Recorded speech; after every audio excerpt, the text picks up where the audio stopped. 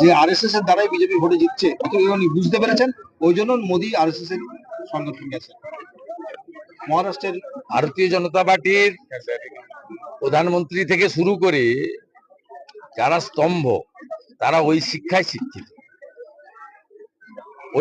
শিক্ষিত, যে শিক্ষায় একাত্ম মানববাদের কথা বলে, দেশপ্রেমের কথা বলে, রাষ্ট্রবাদের কথা বলে, গীতা, বেদ, উপনিষদ, রামায়ণ, মহাভারতে যা লেখা আছে সেই কথা বলে, শুচি, শুদ্ধ, পবিত্র হয়ে সনাতন সংস্কৃতিকে অক্ষয় অমর করে রাখার কথা বলে, মোগল পাঠানদের কালো দিন ভুলিয়ে দেওয়ার কথা বলে। এটাই হচ্ছে সংঘের শিক্ষা। ভারতবর্ষ কংগ্রেসের চাচা ছিলেন নেহেরু। ভারত চীন যুদ্ধের সময় এত সেবা দান করেছিল স্বয়ংসেবকরা, 26শে জানুয়ারির প্যারেডে রাষ্ট্রীয় স্বয়ংসেবক সংঘ অংশগ্রহণ করেছিল। বাধ্য হয়েছিল তৎকালীন ভারত সরকার সংঘের স্বয়ংসেবকদেরকে ক্যাম্প করতে। যেখানে বন্যা হোক, খরা হোক, বিপর্যয় হোক, অ্যাক্সিডেন্ট হোক, প্রথম যারা পৌঁছায় তারা হলো স্বয়ংসেবক। কিছুদিন আগে বালাসরে যে ট্রেন অ্যাক্সিডেন্ট হয়েছে, সেখানে 700 ইউনিট ব্লাড কয়েক ঘন্টার মধ্যে দিয়েছে রাষ্ট্রীয় স্বয়ংসেবক সংঘের তরুণ স্বয়ংসেবকরা। ইতিহাস যারা জানে তারা সংঘকে ছোট করার চেষ্টা করে।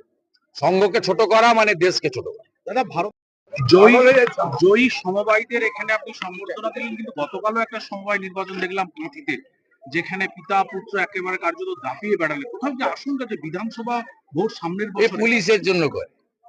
এখানে হিন্দু এলাকায় জিততে পারে না, মুসলিম এলাকায় জিতে। 18টা সমবায়ের ভোট হয়েছে, এখানে 15টা বিজেপি পেয়েছে। এখানে আমাদের হিন্দু এলাকায় ওরা জেতে না, মুসলিম এলাকায় জিতে। এখানে পরিষ্কার মানুষজন, আর হিন্দু এলাকায় এসে ওরা দাদাগিরিও করতে পারে না। এখানে হিন্দুরা ভীষণ ঐক্যবদ্ধ। এই যে সমবায়, ওগুলো তো লুট করছে পুলিশকে দিয়ে। ওগুলো তো যেদিন সরকার হবে 1 ঘন্টার মধ্যে সব বদলে যাবে। আমি তো নিজে ভোটার, ভোট দিতে আসিনি, কারণ আমার তো কোনো প্রয়োজন নেই। আমি জানি তো ফলাফল কি। এই যে সমবায়ের ভোট, সেখানে দেখা গেল যে 78টা গতকাল। ওগুলো বাদ দেন, এখানেও তো 45টা আমরা জিতেছি। ওগুলো কি আছে, জেলায় 80টা সমবায় বিজেপি জিতেছে। ওগুলো বলে হয়তো যত লুট করবে লাভ। তো 22-এ কাঁথি পুরসভা লুট করেছিল, 24-এ লোকসভায় সাফ করে দিয়েছি। সমবায় লুট করেছে, 26-এ সব হারিয়ে দিব, 16টাতে হারিয়ে দিব। দীর্ঘ 1 দশক মোথাবাড়ি দেখার পরে, নওদা দেখার পরে কোন হিন্দু লোক মমতাকে ভোট দিবে না। আমি আপনাকে লিখে দিলাম। দীর্ঘ 1 দশক চাকরি বাঁচানোর জন্য তারাও ভোট দিবে না, আমি বলে রাখি। দীর্ঘ প্রায় 12 বছর পর সদর দপ্তরে পৃথিবীর সবচেয়ে বড় সামাজিক সংগঠন ভারতীয় সংস্কৃতি, সনাতন সংস্কৃতিকে অক্ষয় অমর করে রেখেছে। ওটা পুণ্যভূমি, মন্দির। ডাক্তার সাহেবের অবদান সবাই জানে। ভারতীয় সংস্কৃতি, সনাতন সংস্কৃতিতে আমাদের উজ্জীবিত করেছে এবং দেশ আগে। মমতা বন্দ্যোপাধ্যায়ের মতো তো নয়। মমতা ব্যানার্জি যদি ওই শিক্ষায় শিক্ষিত হতেন, ইংল্যান্ডের মাটিতে দাঁড়িয়ে আজকে ইংরেজদের শাসনের প্রশংসা করছেন। এই নন্দীগ্রামে দারোগা পুড়িয়েছিল ব্রিটিশদেরকে।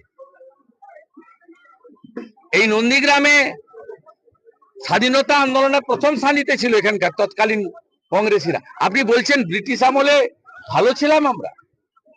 ভারতকে ছোট করার জন্য ইংল্যান্ডের মাটিতে গেছেন। ওর ওই শিক্ষা নেই বলে ওই করছে দেশ বিরোধী শিক্ষা। আর আমরা ওই শিক্ষায় শিক্ষিত। রাষ্ট্র আগে, নেশন ফার্স্ট। সামনের বছর বিধান দেশের বৃহত্তম অর্থনৈতিক দেশ হবে, কিন্তু সেটা মানতে নারাজ মুখ্যমন্ত্রী। হবে না, রাষ্ট্রবিরোধী। রাষ্ট্রবিরোধী। এখানে হিজাব পরে এসেছিল এইরকম করে,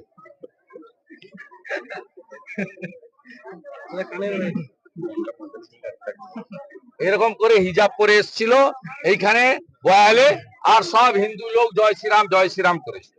রামনবমী দিয়ে রাজ্য পুলিশ সতর্ক করছে, উস্কানিমূলক কোনো প্রস্তাব